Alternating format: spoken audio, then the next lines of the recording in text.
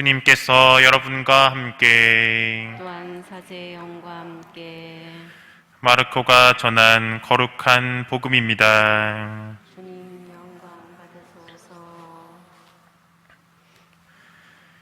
예수님께서 안식일에 밀밭사이를 질러 가시게 되었다. 그런데 그분의 제자들이 길을 내고 가면서 미리삭을 뜯기 시작하였다. 바리사이들이 예수님께 말하였다. 보십시오. 저들은 어째서 안식일에 해서는 안 되는 일을 합니까?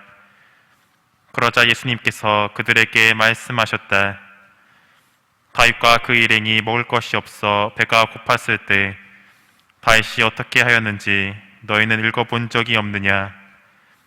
에브야타르 대사제 때 그가 하느님의 집에 들어가 사제가 아니면 먹어서는 안 되는 제사빵을 먹고 함께 있는 이들에게도 주지 않았느냐?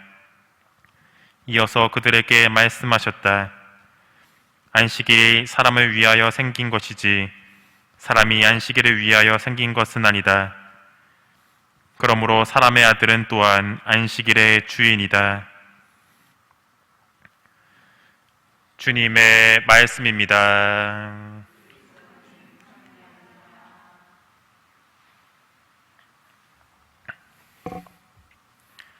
찬미수님,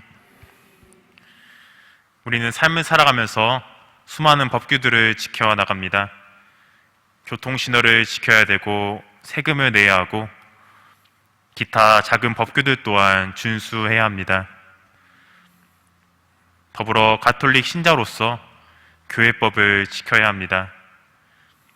주일미사 참례와 영성체 및 고해성사 그리고 11조와 관련된 교무금이 바로 그렇습니다. 하지만 때때로 법규들과 교회법을 지키지 못할 때가 생깁니다. 가끔은 무단횡단을 하고 신호 위반을 하며 주일미사를 드리지 못할 때도 있고 11조와 관련된 교무금을 내지 못할 때가 생기기 때문입니다. 오늘 복음은 예수님의 제자들이 안식일에 미리삭을 뜯다가 바리사이들에게 적발되는 이야기입니다. 그리고 예수님께서 이 상황에서 안식일의 참 의미에 대해서 설명하십니다. 제자들은 배가 고팠거나 입이 심심하여서 미리삭을 뜯습니다. 이 삭을 뜯는 것 또한 추수의 일종이었기 때문에 일로서 판명되었습니다. 그래서 바리사이들은 안식일에 일어난 제자들을 나무라고 있습니다. 본래 이 안식일은 하느님께서 6일 동안 세상을 창조하시고 다음 제7일날 쉬셨음을, 그리고 이스라엘이 이집트에서 해방된 날을 기념하는 날입니다. 그러나 시간이 지날수록 안식일은 하느님과 인간을 위한 날이 아닌 인간을 속박하는 날이 되어버렸습니다. 점점 더 많아지고 복잡해지는 율법 조항으로 인해 안식일의 그 본연의 의미가 점점 퇴색되었기 때문입니다. 율법학자, 바리사이 같은 지도자 계층의 사람들은 점점 복잡해지는 율법을 통해서 사람들을 착취하는 데 혈안이 되어가고 있었습니다. 특별히 우리 그리스도인들도 이 율법에 대해서 잘 생각하고 말하고 행동해야 합니다.